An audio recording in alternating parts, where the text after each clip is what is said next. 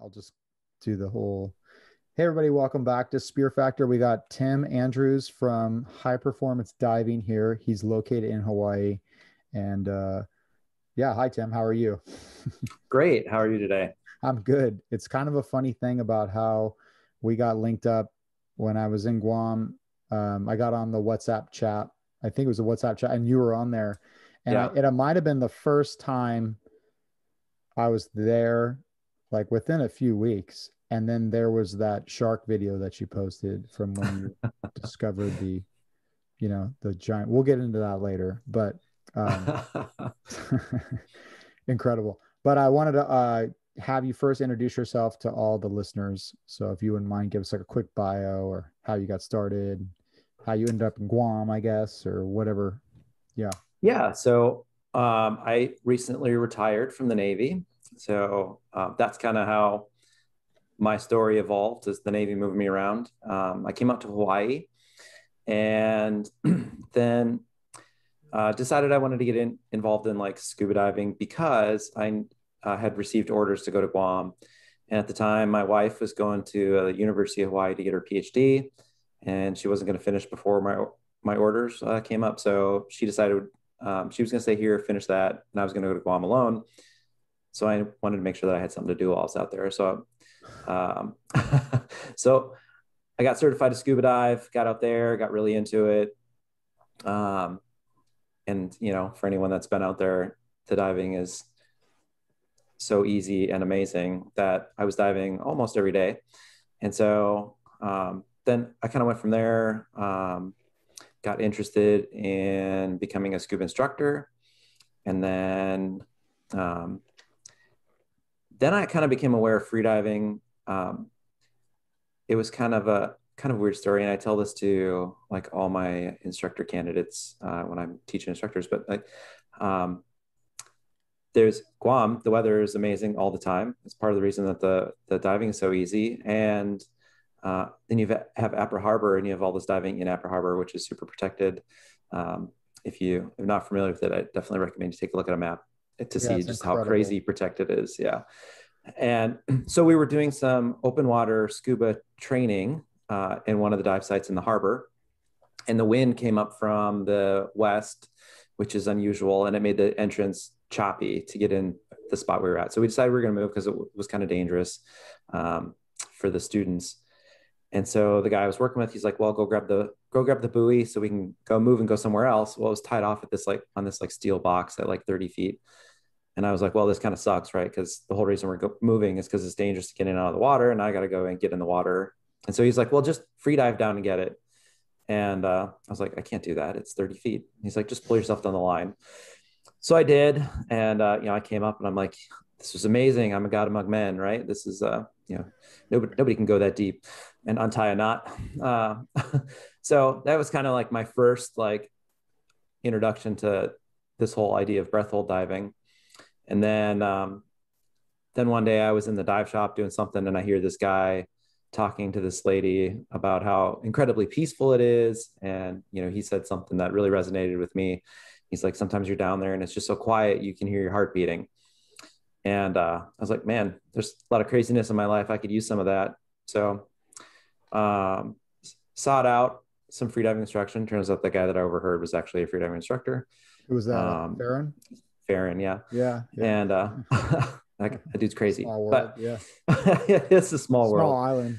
island. Even smaller island, yeah. Right. So after I took my class, which I struggled with, actually, I barely passed it. I had a lot of trouble equalizing. The whole Frenzel thing was really difficult to me. Um, I actually, after the course, I spent hours and hours and hours sitting in front of my computer watching Netflix, just practicing equalization because I was like, I will not be defeated. Um, so I definitely can relate to a lot of people's struggles there, but got that figured out. And then I decided, hey, I want to take this further and get better at it. So that's kind of when I found Performance Freediving International, or PFI. I took some of their classes, which I just found to be really incredible. I was encouraged to pursue becoming an instructor there, so I did, and it just kind of progressed there until now I'm an instructor trainer. So kind of just keep moving up the ladder. That's kind of my story. Then obviously I came back to Hawaii, so now I'm here and retired from the Navy. So I try to do this as much as I can. So a couple questions. One, what did you do in the Navy? I don't. Yeah, I was a nuclear machinist mate on submarines, so I worked on Okay. all the mechanical systems of the reactor plant. So All right. Um, you probably know a couple of guys I know. It's kind of funny. We'll get to that small later. world. Yeah. Okay. And then the other thing was, as far as Guam goes, when you were scuba diving, what and so you never lost your love for actual scuba diving, correct? Yeah, that's correct. I still enjoy it. Yeah, I kind of see it as like different tools for different jobs, right? Right. Yeah. I think it's funny because I dove, for work probably, 3 days a week at minimum, whatever. And then I Hmm. dive soup the other time, but then I just started when I wasn't diving for work anymore. It was like just free diving, all the time. And then I think I did like every like one time a year, I'll put on a scuba tank for whatever reason and dive. And it is really just so completely different. Um, It is. Good Yeah. and bad. I hate all the gear, but it Yeah. sure is nice. It sure is nice to like not even think about anything and just sit there and be like, oh yeah. And Hmm. it really Hmm. does take a little bit of the I remember when I first started free diving and like I think I was doing something at work and I was running low on air and I knew it and I was like, no, I don't care. I just got to get this job done. And I remember feeling it's hard to suck, and all my friends were like, you're crazy. And I remember going in my mind, just it was like I can free dive 70 feet. I think I'll be fine. I'm like, it's just not the best thinking, but it's just funny how like, you know, it's just funny how the two things kind of go. They're totally opposite, but they do complement each other in some ways. They're just different. I think Yeah. Mike, our friend Mike and I dove the blue hole, and that was like the Hmm. first time I dove in years. And I was just like, oh, this is so easy. This is great. Right. Yeah, just amazing. Um, but you also do more technical diving too, right? Like Yeah, so I also dive a closed circuit rebreather, um, and I'm certified to up to normoxic trimix, so up to 200 feet ish with trimix with helium in the breathing gas. So right. Yeah, it's funny. I'm certified just straight O2 from our combat diver stuff. oh yeah. Yeah, so we're doing like 20 feet with one excursion. Not that real deep. But Right, the right. crazy thing about if you've never ever dove rebreather, it's like it- you know, I kind of when I first started learning dive and rebreather, it looked really cool in the posters, like the dude's coming out of the water, the guns, he's got the weapons. I know that poster. Yeah, yeah. And then you put it on, you're like chipmunking and your buoyancy's all out of whack and you're overinflating, you're breathing down it's just there's actually a lot going on there until you just work that you get used to that rig. But I think Hmm. that the most scary thing was a lot of the guys that my other job, they were diving the Mark 16 rig in the Navy. And Yeah. yeah, they call it the death rig where all the divers.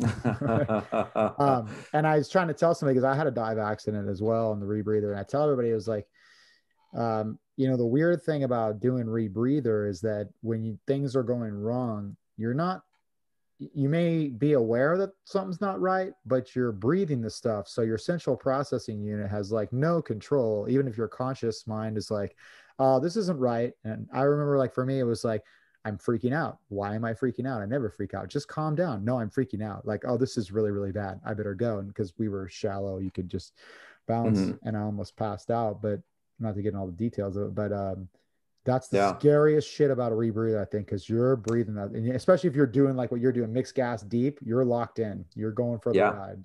Yeah.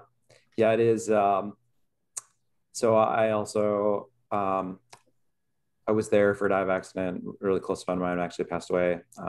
Sorry, yeah.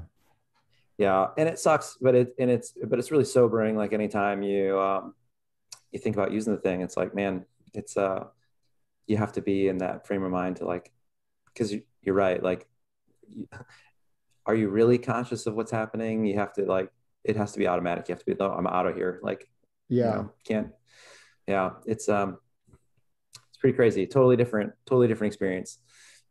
But I'll say with the rebreather, it's so quiet and it's like having it's really the two combinations when you get, I want to say get good, but more just get comfortable with your rig. And to me, it was like the thing that I liked about it was for our job, it was like we were the opposition force or whatever, like doing the combat Mhm. diver stuff. So it was like sneaking around, like coming up, see how low you can get, how close you can get to the surface and not Uh-huh. break it, and see how much like you can actually see through the water and see people talking at night and all Oh this yeah. stuff. And so that was always kind of fun because it was like being a kid and playing little, Yeah. yeah, I can get close to that ship. Can you catch me kind of thing.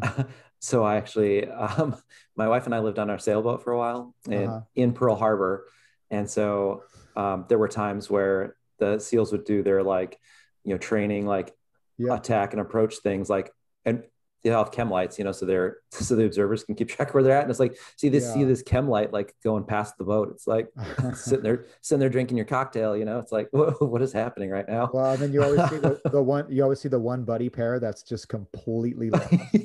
Like Yeah, they're like gone. that must Like be the new guy. yeah, you can tell because I know exactly what you're talking about. Like where it's like, oh, that guy again, those guys again. Yeah. For Uh, sure. but as far as and then also, so you're also not just doing the rebreather, but you're doing more technical stuff, right? Where you've got, talk a little bit about your toys, your scooter that I've seen that thing is pretty incredible. Yeah, so I do like the dive toys. The scooter is my favorite, and I think it's. I tell people that it is no joke the most fun you can have in the water, um, and it doesn't matter what kind of diving you're doing. To be honest, I actually think it's the most fun on breath hold, but um, it's so fast.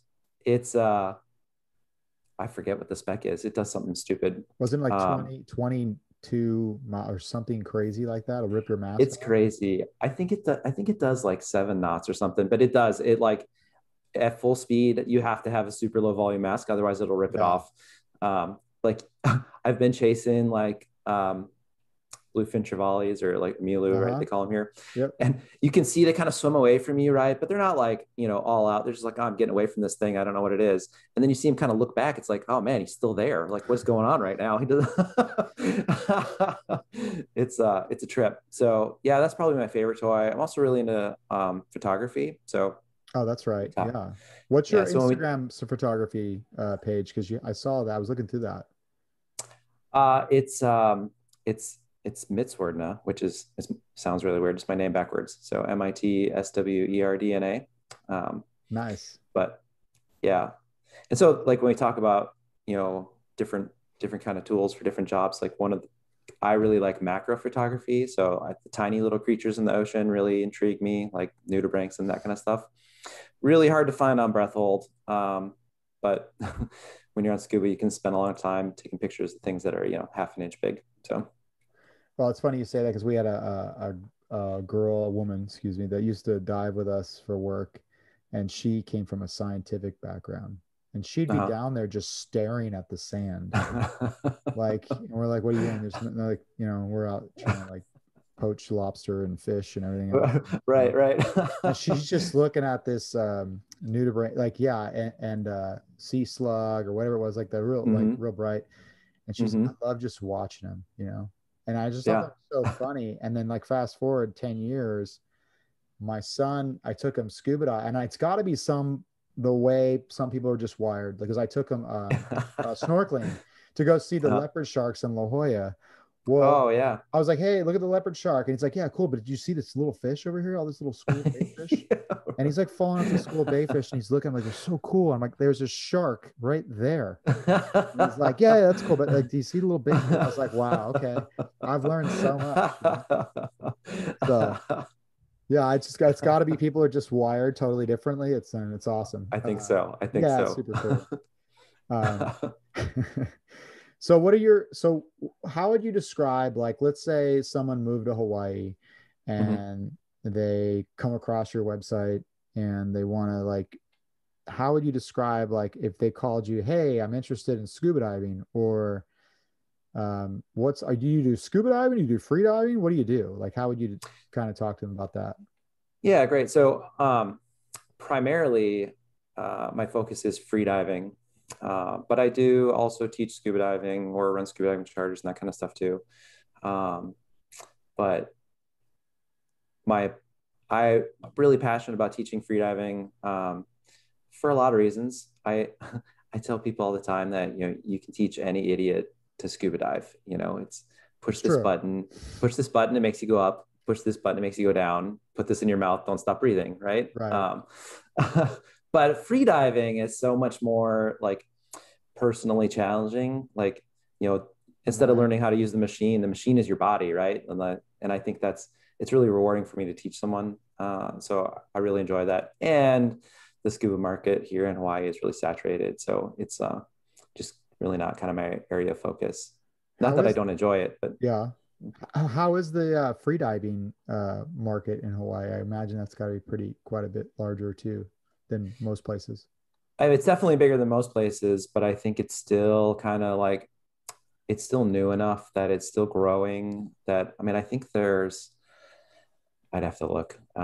I think there's 12 freediving instructors on the island right now, which is not many considering like we have Yeah. like a population is like 1 million, and the transient people that we have from tourism is huge. So, Right. um, Yeah. but So with the free diving, like you were talking about, I always used to joke around about scuba diving being like everybody's an athlete in the water, you know. yeah, It's just you just get in the water, just do it.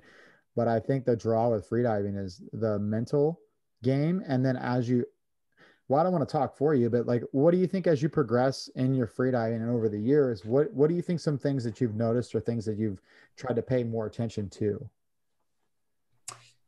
um, yeah. So I think that based on my own personal experience and based on kind of what I see in other people, I think that right out of the gate, probably the hardest thing is well, you kind of got two schools of people, right?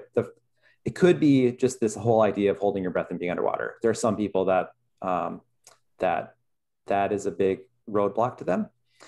But then once you get past that, I think the big thing is equalization. That is, if someone comes and takes my course and they don't finish it or they don't pass it, it's because of equalization, guaranteed. Um, and that's a really difficult thing to teach someone, in the span of a weekend, right? So, um, so I have a lot of things that I try to utilize in order to help that. Like I have e-learning and stuff that they can do ahead of time. But so equalization, and I think then um, lots of little things, technique kind of things, and all that stuff. But I think the biggest thing as we look at long-term progression, like once you get past that equalization and figure out how to use those crazy long fins, um, is relaxation, and that's from the mental perspective, and learning how to use your body and relax your body, and I think that you know kind of the running joke among like the higher level free divers and spear fishermen is like when you think you're relaxed, relax more, because it's can almost always relax more. You're never as relaxed as you could be.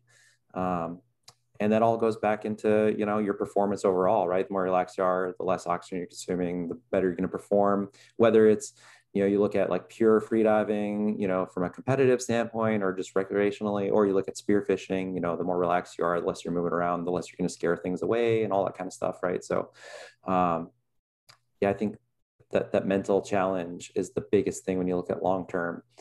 Um, unless you start to talk in, um, guys that start to get this interest in going really deep, right? Then you start talking about more advanced equalization kind of things. But just generically, I think, less than, 30 to 40 meters or so. So, 100 to 130 feet or so. If you're talking about less than that, the mental thing for sure. Um, yeah, I wanted to talk a little bit about that as far as, we're talking about Valsalva, then transitioning to Frenzel, because it's like when everybody learns to Mm-hmm. scuba dive. Like I did Valsalva for, most of my life since I was 12. And then it Right. was like 30 something years old. It was like, oh, I got to try this now. Right. Yeah, it's like, why can't I go past 60? I don't know. It's just, and Hmm. so then now having done these podcasts and stuff and listening to some of the more advanced free divers that are, pushing it well past 100. Um, yeah. So what are some things that you could say as far as some of the when you talk about equalization issues past, let's say, getting into that deeper realm, for lack of Yeah. better terms. um, well, I guess it depends a little bit on how much of a nerd you want me to be about it. But Be a complete and total nerd. Yeah, we love all it. right. We love it. So, Yeah. so as we reach, it's a little bit different for every individual, right? But somewhere in that 30 to 40 meter range, right? That 4 to 5 atmospheres, you hit what we call residual volume, right? So that's the lungs are as compressed as they can get. Um, and so there's a lot of really cool physiological things that happen when we reach that. And it's so, side note, as you progress past that, you have to do it slowly and build up to it, right? Or you can injure yourself really significantly. I mean, pretty famously, a guy, Nick Mavoli, he died because he was not very cautious about it. But you can look him up. Lots of great stuff What's about him. slow to you though? Because I know exactly what you're talking about. What do you think is slow to you? You know, the deeper you go, the smaller the numbers get. But I mean, you look at these like world championship free divers that are out there now. You know, the guys like Alexei Molchanov. For them to advance like 1 or 2 meters a year is a big thing, right? So, you know, that kind of it's a really hard question to ask without a lot of more deep. That I think Right. it's part of it depends on how much you're diving, right? Like if you're diving like every day or every week, 5 to 10 meters a month is pretty big improvement once you kind of get to that. Once you get to like the 40 to 50 range, somewhere in there, meters, that, yeah, 40 to 50 Right. meters. Um, and then slow it down the further you go. And there's a lot of things Yeah. that are going to slow it down for you. Right. And that's kind of what I was getting at because I kind of heard the same thing as far as for the deeper guys, they're just talking about a meter a year. And then Hmm. some of the younger guys or less experienced guys are like, what? That doesn't make any sense. And I'm like, I don't necessarily think they're talking in the same language that we're talking. Like deep for us might be, 100 feet where they're talking about Right. multiple. Yeah. Like, Right. yeah. So, and then, so some of the techniques for equalization at that depth, I'm sorry, I'll let you get back to your original Oh, answer. yeah, yeah. So once you get to that residual volume, now you can no longer bring air from your lungs into your mouth to Frenzel. So whatever's in your mouth is what you have to go any deeper than that. So that's where, the challenge comes from is how do you manage that air, making sure you have air in your mouth beforehand. So if you watch, some of these like deep free divers in competitions, now they have that dive eye thing, right? So you can watch their whole dive, which is pretty cool. At some point, they'll get their cheeks big and puffed up because they have so much air in their mouth, and they call it a mouth fill. Um, but now that's the air that they can use to equalize as they go past residual volume. So that's a big thing. And like just it sounds really simple, right? Oh, put air in your mouth. Okay. But managing that, keeping it there, and then dealing with how to move it from your cheeks to above your tongue so you can actually use the Frenzel. Um, and then, there's some other techniques that some guys use, like continuous Frenzel. So basically, they just let the ocean push on their cheeks and they equalize the whole time as they're going down. And some people, so this is my personal pet peeve in the freediving world, is that we don't have a very good vocabulary. So some people call that mouth fill equalization. So more specifically, it's the Frenzel-Fada continuous equalization method. But so that's kind of another strategy that they can use. Getting used to that, because now you don't have that sensation that people are familiar with, right? You feel your ears equalize, and it's like, oh, that little bit relief, maybe that little squeak or that hissing sound. You're like, I'm good. But when you're equalizing continuously, none of that happens. So it's like, am I equalizing? Did it work? And of course, as the deeper you go, the further you can go on a single equalization, right? So going from 5 to 10 meters, you may have to equalize 4 or 5 times, but going from 50 meters to 55 meters, you may not have to equalize at all. As you look at Right. the physics of the volume change and all that, right? Right. So that can be a big thing. So, and again, sounds really easy, keep air in your cheeks. But then where it gets crazy is that because your lungs are so compressed, they're basically at a vacuum. They're trying to pull air from your mouth back into your lungs. So a lot of people will experience contractions as like this urge to swallow in their throat. And so if you do that, if you swallow, it opens up your glottis, and all of a sudden the air that was in your mouth is just gone. And you're like, so if you hear these, free divers, these competitive free divers, like, oh, I had to turn early because I lost my mouth fill. That's what they're talking about. The air got sucked out of their mouth right back into their lungs, and now they can't get it back. That's it. They're done. So those are some of the challenges to like going past that like 100 to 130 foot mark there. Yeah, I think one of the benefits of Guam, and I'm sure Hawaii is fairly similar, but I remember we were diving off Gun Beach one day or something, and the visibility must have been like 200 feet. I mean, it was insane. It's crazy. And it was like, it was like 150 feet, I think. And I remember watching the guys dive down. We always do my advanced course, dive down, and they were trying to like PR or whatever. They were just trying to get and hit 130 or whatever. And, they would go down to like 105, 115. They'd be fine. They'd fly down, and just like there's just like little area, and it was like, no, I can't do it. And they'd come back. Yeah.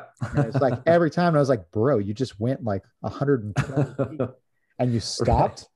Like you were there, and right? it was just, it was so interesting. But the cool thing about it is like I was at 80 feet just sitting there watching, like, and then, coming back, and I looked down, I'm like, oh, wow, there's the guys down there, coming up. But it was like literally, I kind of tell everybody, it was like being lowered in the middle of a stadium, and you just watch what's going on, because the visibility was just incredible. And it was such a cool thing to be able to watch someone's dive from start to finish, like you were talking about with the camera, but like really from up looking. I mean, just, I guess because I'm from here and I don't get visibility like that. And so it was just the neatest thing to like see the whole thing and see the struggle and see them turn around just feet before. But more importantly, they weren't just reckless. They were doing it safely, and they had, but it was such a cool thing to see that just in person with the visibility and the environment. And I think there was like a wahoo that swam by or something, and was like, it's like, where are we? This is amazing. Yeah. So I talked to Ted Hardy a little bit about this too, with diaphragm stretches. Now, when you start getting more competitive, diaphragm stretches and then rib cage stretches, is that something that you do quite a bit as well? Definitely. And I'm probably not as good about it as I should be, but in general, if I'm in my groove, daily, try to do this stuff daily. So it's just a great way to start the day. Yeah. And so, because I'll start off in the morning doing yoga or something, or meditation, stretching. And it's like, it literally takes like not even a minute, I don't think, to even do a diaphragm stretching when you're considering you're just doing it 3 times. And it made the biggest difference just in being comfortable. And then like we were talking about being comfortable when you're spearfishing, now you've just extended like your bottom time because you're comfortable. And having said all of that, that's also, you need to be careful because you can cross those boundaries and get blackout. Definitely. So speaking of blackout, what's your experience with that? Oh, I'll let you finish. Sorry, go ahead. Well, I was just going to say, so the diaphragm stretches that Ted talks about, so I love those, but I like to take it and I like to add one more thing. And so that after you finish the diaphragm stretch, right, you're doing it on an exhale. When you return back to sitting upright before you breathe in, do some Frenzel, like practice, say like 15 or 20 Frenzels. And you'll find that because you get that urge to breathe really quickly, right? Because you're on the exhale, and you start to get a little bit of that panic, like, oh my God, I need to breathe. And then that mental challenge really kicks in, like, oh, no, relax. You need to do some equalizations. So that's a really great mental practice as well. So no, that's a good little tip there. I'm going to try that actually. Because I think, as we try to, like when we're training or whatever you want to call it, we're just practicing diving. we're always trying to like mimic. Like I've sat in bed before and like talked myself through like diving to, Yeah. 100 feet or something like, okay, because it's funny when you use statics, you can hold your breath forever in a day. And then you're like, oh, I should be good. And you transition it over to regular diving and it just doesn't, it just doesn't work the same. Yeah. And so I think is the quest for relaxation is trying to bridge those gaps as closely as possible, like is where you're able to stay relaxed, just like you would if you're doing a static, and Hmm. then add in now you're diving down. So Right. Right. yeah. And for me, it was like the diaphragm stretches because I happen to be not very flexible anyways. Well, the problem was for me was it kept getting like, squeezes in my throat. And I'm like, and Oh, yeah. it terrified me that like this could stop me from being able to dive, Yeah. really at all. And so I just took it real serious, but every day, same thing. And so I encourage anybody out there, just do the diaphragm stretch. It's so easy and Yeah. quick. And really, they feel good. Like afterwards, after I do them, I was like, man, now I'm ready to face the day. Yeah, it is a good point. It's like, yeah, I mean, I incorporate in like a little yoga routine too. And it's like, afterwards, there's a lot, for some reason, not to get it all into stretching, but stretching's so funny because you don't realize you're carrying all this tension Hmm. until you stretch and it's like, whoa, okay, I can move. And Yeah. some of those weirder areas like those intercostals and then your diaphragm, it's like when you stretch that out, oh, I can breathe so much easier. Like your ribs when you do rib cage stretches too. Hmm. Um, it's just a good thing to do, even if you don't free dive, I think it's just a good stretch. I agree. Yeah, for sure. Uh, um, Now for you, what are some goals for you that you have for yourself? You've been diving forever. You're an instructor, for instructors, trainer, instructor. What's next for Tim? Yeah. So, um, well, so this past year, of Sorry. course, has been crazy. Yeah. And so still kind of like restructuring things, figuring out where I want to go from here. But my big project right now is I am actually going to culinary school. And um, so I think when we approach the topic of sustainability, um, you know, it's it's in my experience really forefront any discussion of spearfishing, right? Like, I mean, I think that pretty much everyone agrees it's the most sustainable form of fishing, right? Right. And Right. but you look at places like Hawaii or Guam, like really, I think it's the most true of any place that the native population has a culture of fishing. You face these challenges of like this resistance to regulation, and I saw it in Guam. I see Yep. it here. It's just they introduce, they propose like size restrictions, bag limits, and that kind of thing. And it's like, no, no, we don't want that because it's our native right, which I get. You And it can happens here have in California too. Like where everybody's right, like, whoa, because then we have the other side where it's like they overdo, or like, yeah, where's the science to it? Hold on. right, right. Yeah. Um, so when you have that opposition, there's almost no regulations here. There's a few size restrictions for some specific fish, but in general, there's no seasons other than shellfish. Very few size restrictions, and then you have like Guam, where it's like the Wild West. You can do whatever you want, right? Yeah. And then so So how do you? for everything, for Oh yeah, everything. Yeah. seriously. That's great. It's great. That's what I told my wife. Coming from California to Guam is like insane. The problem is you can do really good with it or you can do really bad with it. Like it just depends. Yeah. So my personal thing is like, well, how do you approach sustainability when, I've kind of reached the point where it's like regulations are out the window. It's never going to happen. There's just too much opposition. So what do we do about it? So my take on it is kind of like, hey, why don't we educate ourselves or educate the people a little bit more about, hey, you don't just have to take, the uhu, the parrotfish. You don't just have to take the uku. There are other fish out there that are edible and can be delicious.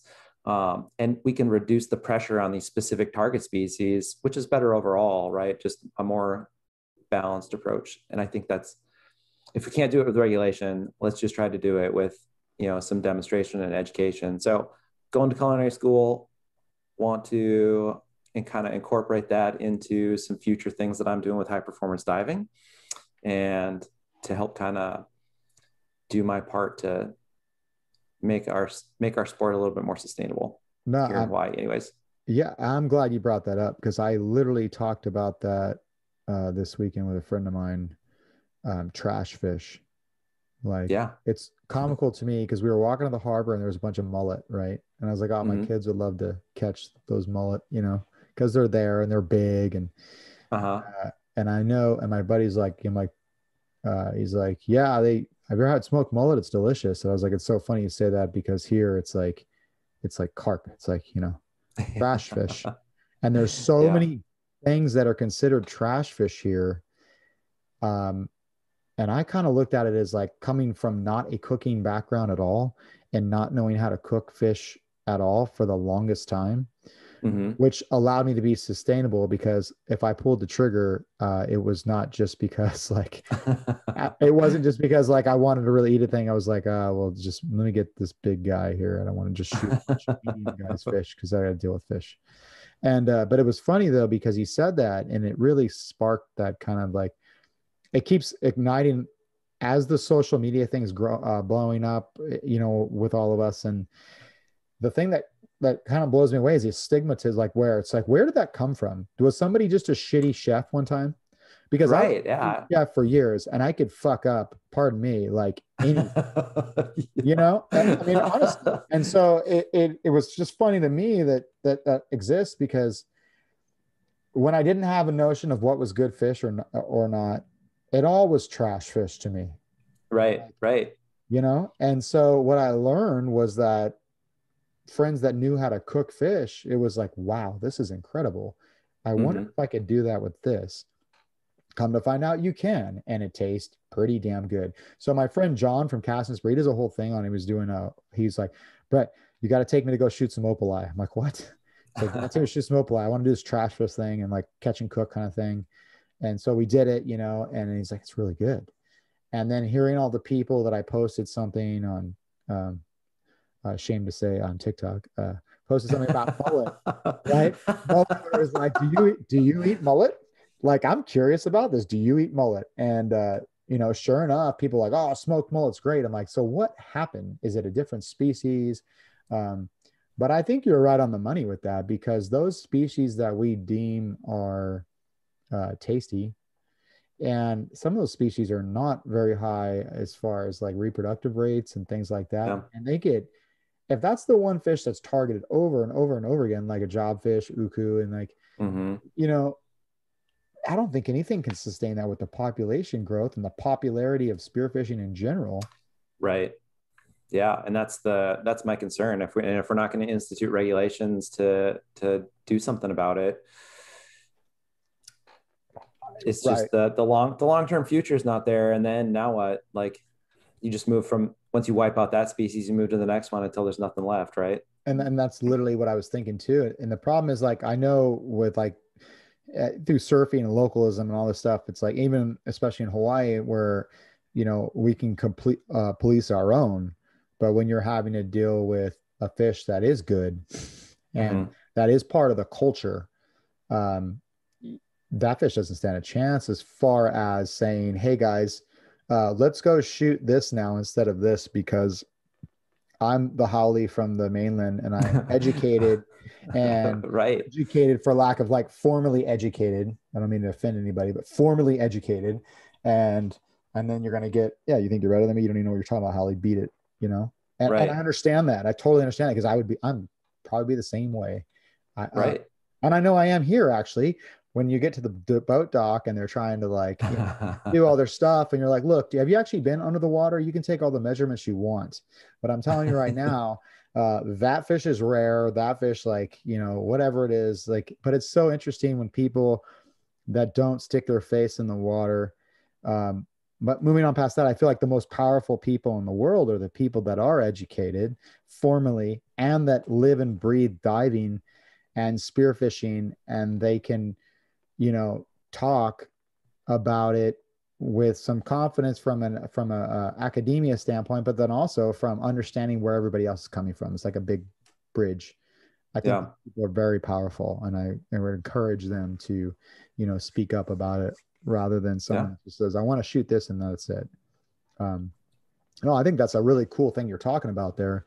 And it's a different approach too from a culinary side, because most people do it. I mean, they cook and they spearfish, but we talk about sustainability, but not necessarily that small like subcategory of sustainability through eating trash fish that Yeah. people deem as trash fish. Because I mean, yeah, we could talk about this all day. How many times you go out and you pass on all these fish because like, oh yeah, You're that's like, get out of my way, fish. I can't see what yeah, I'm looking. like get out of the way. I'm looking for that guy like that. Oh, there goes a taco, and it's like you could Yeah, have right. tacos out of all the other ones too. Um, which is funny because there's like two aspects of it. There's sustainability reasons for eating.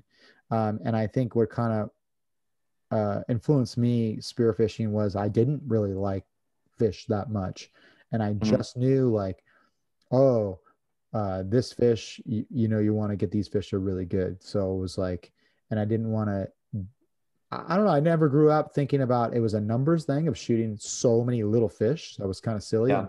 And maybe it was from the catch and release thing growing up fishing where, if I could, I would just release everything. And because you're little and you're brought up to like, let it grow, let it grow. And, Right, right, right. Unfortunately with spearfishing, that's not an option yet. Nope. Yeah. So, but I was always very cognizant of like when I pulled the trigger. And then now, as I've gotten older too, it's like I talked to my daughter about, we went to the fish store today. She's like, she loves fish. And so she Mhm. was, she's like, oh, I don't really like it when we shoot them, Dad. Like it makes me fat. I go, you know what, babe? I totally understand. As a matter of fact, um, I was saying every time I pull that trigger, I understand that fish died so that we could eat it. And I don't take that lightly. And I have a friend that actually goes, he says a prayer every time he takes the fish. And to me, it's really about respect. And if you respect it, then you're going to look at those ways to sustain those fish. It's Yeah. not for social media. It's not for Instagram. Um, it's you're I don't know. I just obviously if you're passionate about something, I could talk about this for hours. Right, right. Because like I just love it. I love the Yeah. ocean. Spearfishing was a byproduct of loving the ocean and even animals. I love the animals. And you hear always the argument of people who are like, well, if you love animals, how do you shoot them? I think that's a great point though. Like I think some people probably see it as like almost cliche, this whole idea of like, oh, every time I pull the trigger, like, I think Right. about it, but I don't think it is. I think that I really, truly, honestly, I think one of the biggest problems we have in our world today is that so many people are so disconnected from their food source. If it was like, 100%. if you're going to put it in your mouth, go get it. Like, and I don't care if it's digging the Yes. potato out of the ground or shooting the deer or, shooting a fish, catching the fish, whatever. Like, at least one time in your life, you should understand what it takes to put food on the table in front of you. Literally. And Yeah. yeah, so And I swear those animals' lives mean a hell of a lot more because they died and you ate them. Now all of them mean a hell of a lot more when they're alive than mhm. typically, And I think when you spend a lot enough time in nature, you see them for what they are. Like when you just go free diving or you just go snorkeling, even spearfishing, you're sitting on the bottom and you're looking, you see the little behaviors they do, and like, oh, this is the Mhm. classic, whatever it is. And Mhm. I remember I was at where we were at Fisheye, and this little like I think it was a little grouper, tiny little guy, and I remember I was feeding him peas or whatever, and all of a sudden I was like, "Ow!" He like bit me right in between my fingers, and it was bleeding, and it was so funny. I was like, "That little son of a bitch just bit me," and I look up. And he's just staring at me like, "Hey, got any food?" Like he didn't there's no way. He didn't call. He's like biting me. I was just like looking over at him. I was like, I just thought that was the most funniest thing in the world. Because to me, Yeah. like he bit me, thinking it was like for whatever reason, and it wasn't personal. He's just looking at me like, "Hey, dude, you got any food?" Like, still, well, that didn't work out. Okay, we're all eating here, right? Like, just the most innocent. To me, it was like, I guess the way to look at it was like so innocent, and it made me realize when a human goes in the ocean's environment, the actions they do are just honest and innocent. There's no bullshit. There's nothing. So Mm-hmm. I don't know why that little fish stuck with me, but I just cracked up because the look, he was looking at me head on, and he just was sitting there like, okay, I didn't eat that, you know. And I'm looking at my hand, I'm bleeding. I'm like, that little bastard just bit me. I And I always used wasn't to mad like, at him at all. I was just thought it yeah. was hilarious. I used to always have the same thing, the same thought when I was scuba diving in Guam, and they had those little Dacilus. They're like black and white fish, maybe like 2 or 3 Uh-huh. inches long, and they would like be in a little coral hole, and it's like they'd come up and like bow up at you and kind of nip at you. It's like I'm 1,000 times your size. What are you doing? It's incredible. Yeah, because they don't know. Yeah. It's like the little sharks are the problem children, you know, like Yeah. the little 2 foot shark that's coming at you like, oh, like he's a great white. And on one hand, it's like I'm like, dude, you're gonna be just fine, little buddy. You're gonna be good out there because you're crazy. Yeah. And the other hand is like, this little bastard bites you. It's gonna be bad. You can hit an artery. Like, it's Yeah. not about size. That guy's teeth, he'll shred you. Hmm. I've seen that He's a big few times. enough. Yeah, he's not that big, but he's big enough to cut an artery, and we're 20, 8 miles offshore or something. Um, but I think, yeah, I think you're right. I think that being connected to food, it is cliche, and everyone's like, oh, sustainability and all that. And I gotta say, like, every time I pull the trigger, I think about it because I didn't have to come out here and take him. I could not eat fish, or I could not, eat meat or something. But I feel like by doing that, you're actually contributing to the movement of preserving, sustaining animals by understanding what it is to go get it yourself and knowing Yeah. that you can go get it yourself. And I don't need to go to the grocery store. Um, and I think it makes it a little bit more, I don't know, personal. Like my kids see it and they know, like, Hmm. wow, dad, because we went down to Mexico, they were out fishing and they were watching me, and they were watching, like, okay, diving. And, one time I came up with this nice fish, and they're like, wow, like all of that effort to get this Hmm. one fish. Like, you get in the boat and you go, and this one fish, and I shot one fish and I put him in the boat, and I'm like, okay, we're good. And they're like, Yeah. oh, okay. And it's like, yeah, because we're good for the next 3 days with this guy. Like, Right. and it's not fun to watch anything die, especially with things just trying to live. But I try to tell them, you slit it, you try to brain them and put out of their misery early. You don't want any unnecessary suffering. It's not the whole point of it. I would argue to say if you enjoyed that, you probably should seek some counseling. But I was just thinking the same thing. yeah, I'm like, then maybe you want to rethink some things. But yeah, I think education through food is probably a big thing that's coming up. I've heard nothing but more and more people request catch and cooks and things like that. Hmm. And now that you've got your freediving background, your spearfishing background, your scuba background, and then you throw the culinary side into that, and not to mention a little bit of wisdom, being at your older age, you can apply Yeah. it, more strategically apply it and share with people. Because I think you're Hmm. right. It's like education is one thing, but like not just formally education. Like in order to change um because cultures, because on the one thing they're exactly right. The Hawaiians, the Polynesian, I mean, they're all Polynesians, the Micronesians, they're exactly right. You've been doing the same thing forever. Hmm. And yes, it is your culture. And I kind of put it to some of them where I was like, every culture must adapt and overcome, or it will not Hmm. change and it'll die. Like you must, Yeah. and that's Yeah. kind I of mean, where we're at as a race, I think, even. yeah. Yeah. I think, it's unfortunate because the way the conversation goes it never goes in a good place. But at the end of the day, it's like, hey, if you really want to preserve that culture, we have to preserve the fish and all the stuff that goes with it. Right. So Right. you gotta do that somehow. Like, and it's not like I'm trying to stomp out your culture. No, I think I think it's amazing. I think I mean, living here in Hawaii, I think, it's always in the forefront of my mind. Like, I am the minority out here. Like literally, I am the only white person that lives in my whole neighborhood. Right. I mean, Right. it's forefront. It's forefront in my mind all the time. Be respectful of this culture, but at the same time, it's like, hey, I want to help you preserve it. Let's, but it's a difficult conversation to have. especially as a holly. But if you, I mean, you Yeah. know, as some of the local guys too, they grow and they start to see it because that's happening in Guam. You know, it's such a more Hmm. powerful force with the local guys, and it makes sense. Hmm. Um, rather than some foreigner coming here and telling me you're wrong. Okay, cool, beat it, dude. Right. Exactly. Yeah, beat Exactly. it.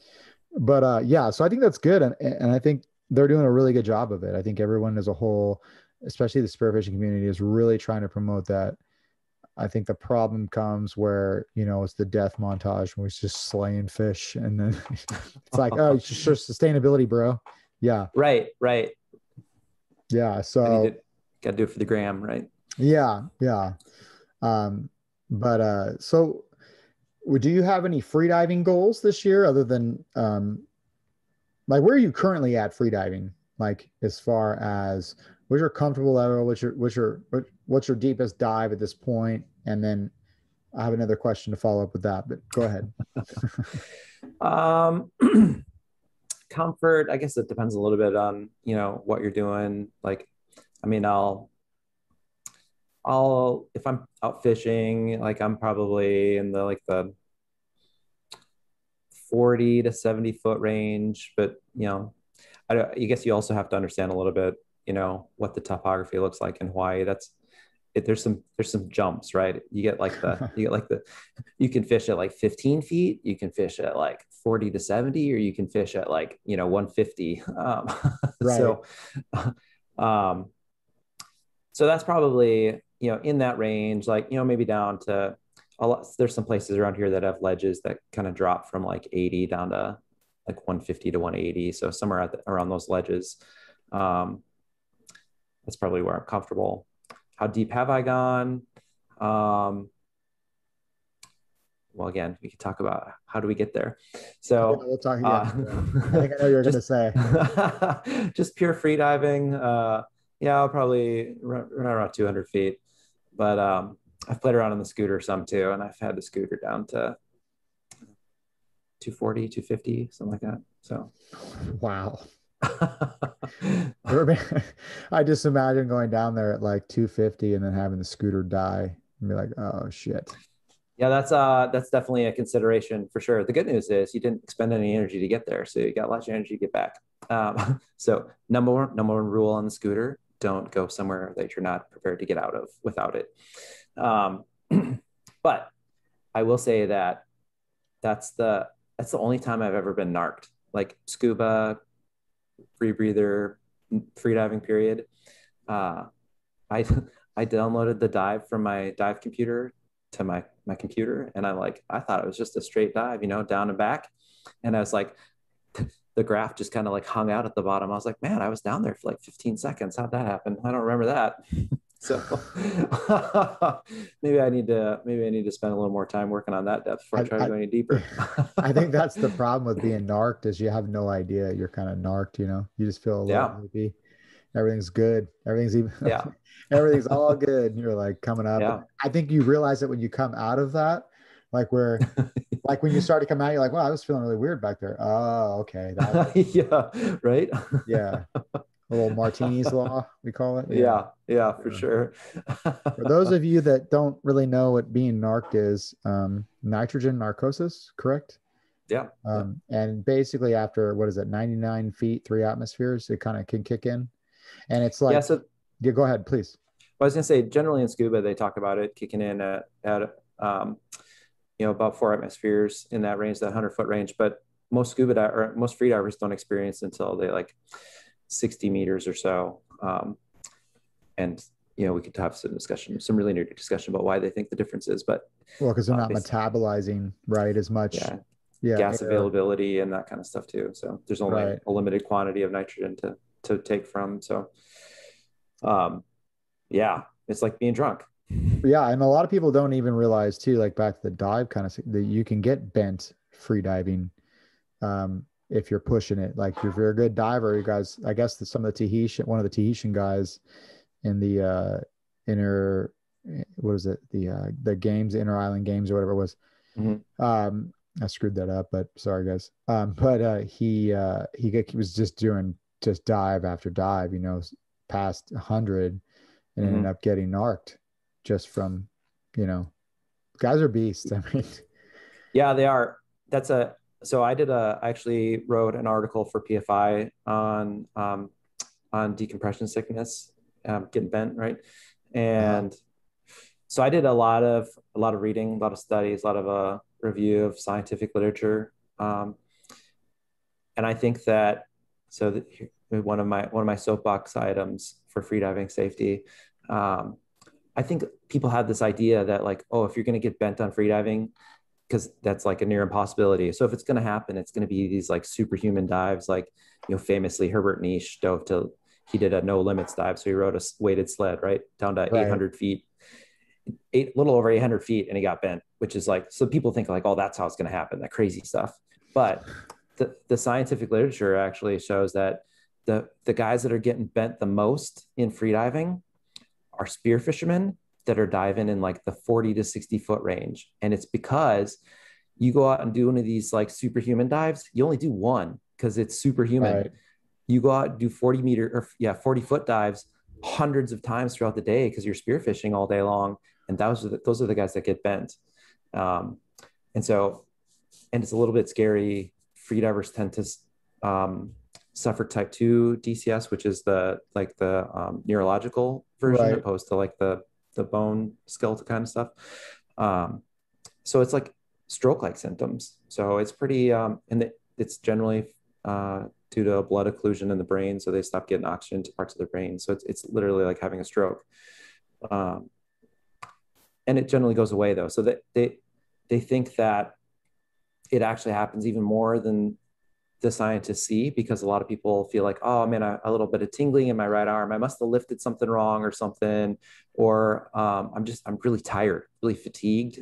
It's just because I was diving all day, and then it goes away after a few hours, and so they never seek any treatment. So Well, how do just we fix it? hearing you say that, it's like, Right? because we go on these trips and it's like, we're going to dive our ass off. It's time to go. Like, one of the trips I just trained for, like for just being in shape, because the guys I were going with were all special, like ops guys or whatever. And it's like, Mm-hmm. these dudes are in shape. I'm not anymore like that.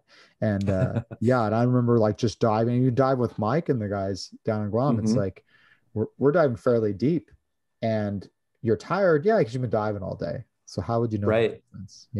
Right. Yeah, it's crazy. So how do you prevent it? There's a bunch of rules depending on how deep you're diving, but fundamentally spend more time on the surface.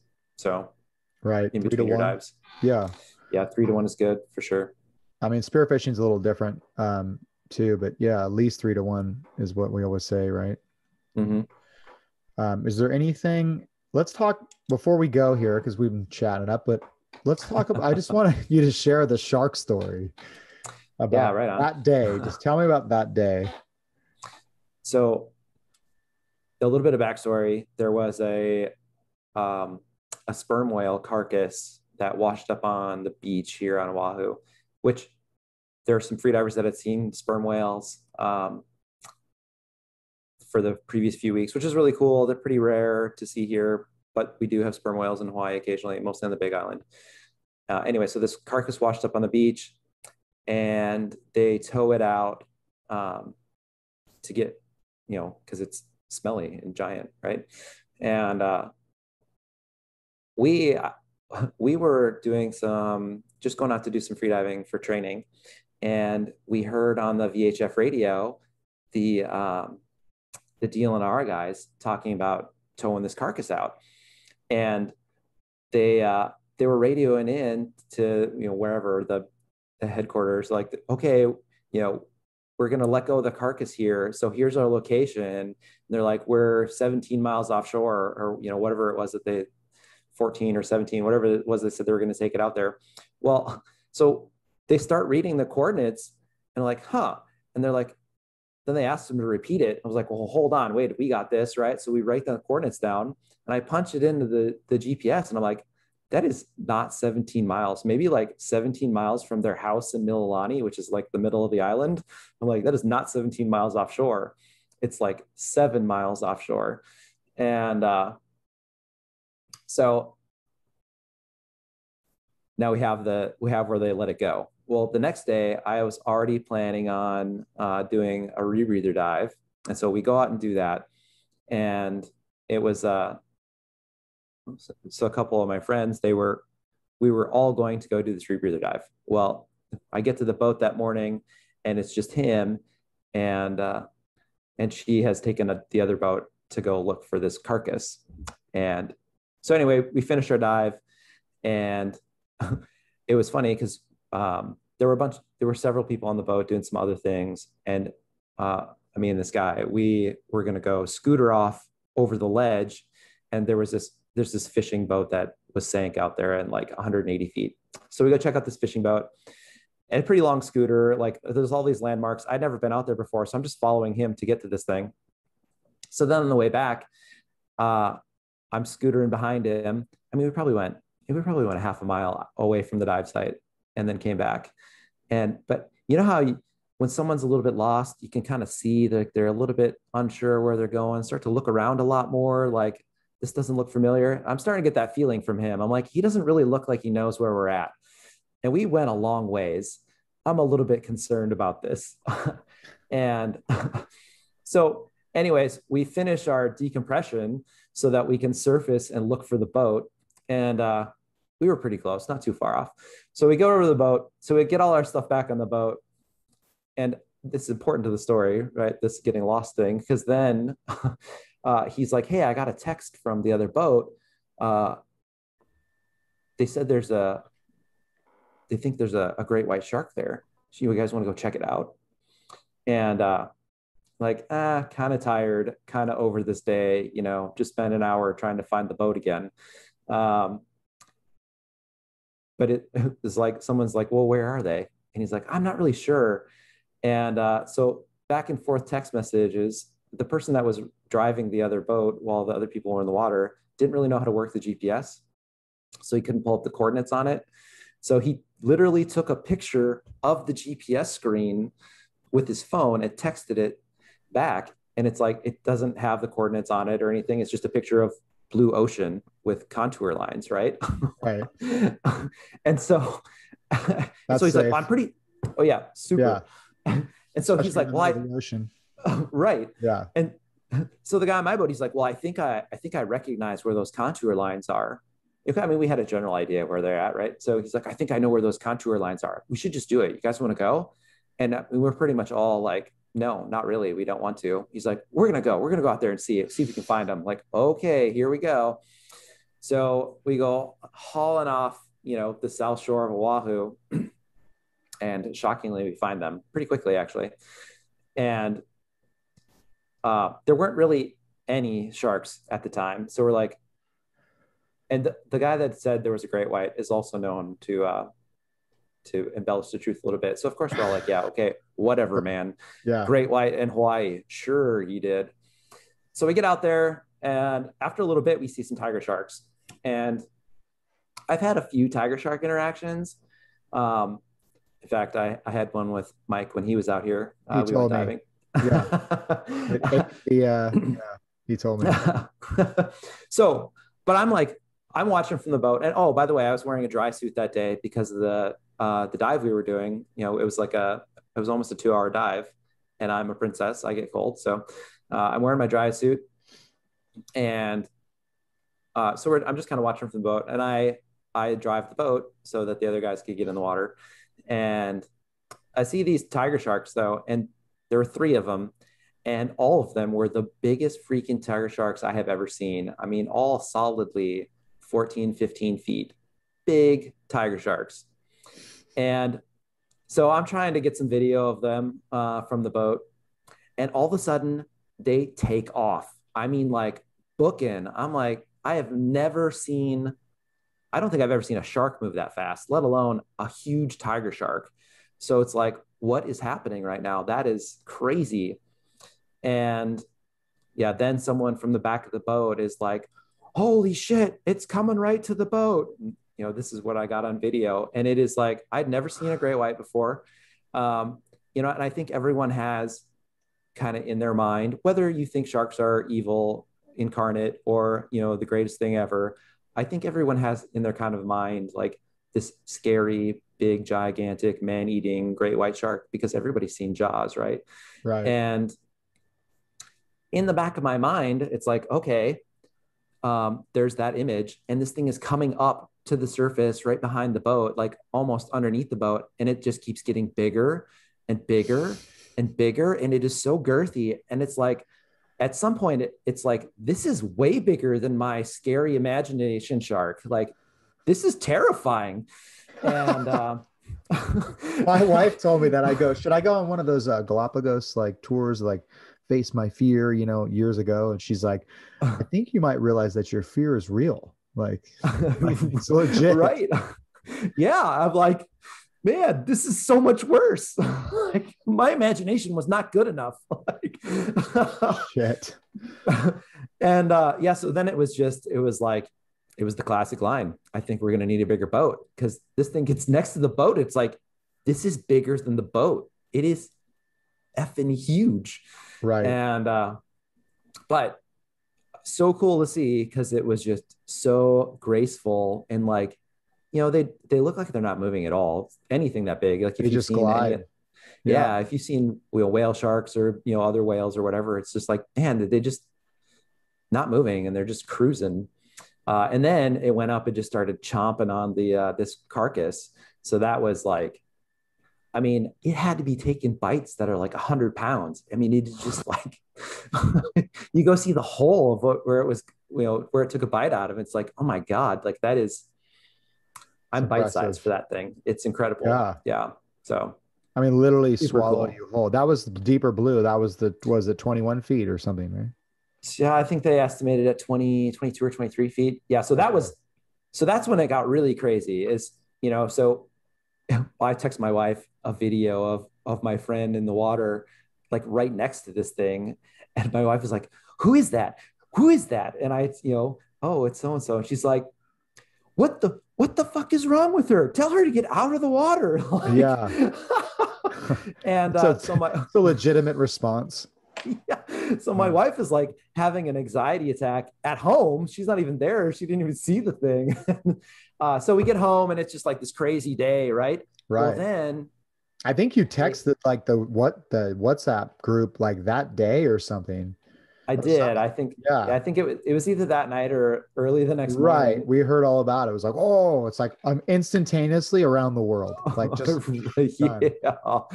And yeah, so then they went home and looked at the pictures they had taken that day, though, and they're like, and they sent them to to some of those shark researchers here. Easy for me to say. And they're like, hey, we've ID'd that shark before. That's deep blue. That's the biggest shark. That's the biggest great white shark that has ever been identified before. So then it was like, then things got real crazy. Then it started getting, yeah. Why is it here in Hawaii? And yeah, why is it here in Hawaii? Well, and then so you know, that was Sunday. I had to go back to work, but they went back out the next 2 days and saw two other individuals. So all told, they saw 3 individual white sharks that were all really big. I mean, I think the smallest one was 18 feet. Yeah. All of it, all females or? All females. Yeah. Yeah. Out there breeding maybe. Yeah. And that was the big question, is like, are they pregnant, or are they really girthy because they just ate several hundred pounds of dead whale?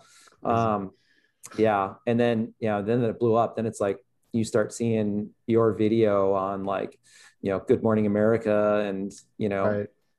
the BBC and all kinds of stuff. It was crazy. But I will say, it definitely, any suspicion or any doubt I had of the media, you know, we've talked about all this fake news these days, right? Right. It was like, oh yeah, 100%. I'm reading all these news stories, and it's like, that's not what happened. I was there. I was one of 7 people in the whole wide world that were there. That's not what all happened. Yeah. Isn't that crazy? Like, cause I remember in 6th grade that happening in a situation where there was an athlete and they kind of like blew her up. And I remember our teacher was like, well, I know that girl personally, and that's not at all like, right. And I just thought it was so interesting. And then like, you know, I guess, you know, everything's with all the technology, I think it's just gets exposed, because the news now is coming from average everyday people, not like, you know, and it's funny to me because it's like the stories are pretty good themselves. So I don't understand why you got to like change anything, you know? said like the one-upmanship, the better sensational click. Right? Yeah, yeah, yeah. It's pretty, yeah. But this So story didn't need any sensationalism. It was, incredible. it was Yeah, crazy enough on its own. yeah. And how long was the shark hanging around there? Because I had heard it was there, then it bounced, and then the Yeah, tiger. I don't know. yeah. So I guess it was there before my boat got there, Uh-huh. and then left, and then it came back, and it was maybe there for, I don't know, maybe 15 minutes. Okay. So not super long, but Yeah. not super short either. So Well, ate enough food. I mean, that's incredible. That's terrifying. yeah, Yeah. yeah, I think about that too, like when I'm jumping in the water with the kids, offshore. And, from a medical standpoint, you get bit by a shark, there's some things you can do. And you hmm get bit by a shark like that, you're not going to be able to stitch your body back in half, or, it's game yeah. over. Like, yeah, pretty wild. But no, that's great. Do you have that? You have that story up on your Instagram page too, right? Or I do. Yep. yeah, I think I Yeah, on scrolled my through and I saw it. I remember. yeah, Yeah. on my high performance diving Instagram. Yep. And then Okay. also there was we did a documentary for Nat Geo for their, I forget what they call it. It's not Shark Week. That's Discovery Channel. Their Yeah. whatever their Nat Geo's shark thing is. So it's Right. world's biggest great white, I think is the name of the documentary. So Okay. No, that's cool, man. What a cool experience, especially in Hawaii. Just, I mean, you're seeing a great white in Hawaii, which, I mean, they're there, I guess, but you're not like that. And then, right. and you got the visibility, and Yeah. then the great white, the one that shows up Yeah. is like The great great white. white. Yeah. Yeah. Epic. What a Yeah. cool story. Well, Tim, I'm gonna let you go, man. Thanks so much for sharing all that story with us. Yeah. Um, Thank you. yeah, so we talked a little bit about, do you mind just saying it out again? If someone gets a hold wants to get in contact with you, where can they find you at? Yeah. Highperformancediving.com is my website, or you can find me on Instagram. It's high performance diving. I think it's at high perf, PERF diving, or Facebook, or then my personal Instagram is, my photography stuff is that Mitzword no one. So you can find me at any of those things. So Cool. Awesome, Tim. Thank you so much, sir. I appreciate your time and sharing that knowledge. And yeah, keep us up to date as far as that cooking, the trash fish or whatever it is, man.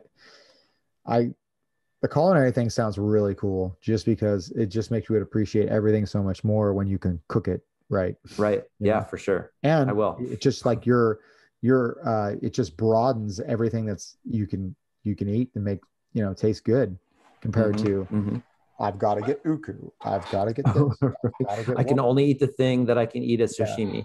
right. That's yeah. I gotta get hamachi, and that's it. So thanks, brother. I appreciate your time again, man. Have a good one, and good Yeah, luck thank in you. all the future endeavors, and especially the culinary stuff. I Yeah, appreciate it. you too, man. Thank you, bro. Bye. Bye.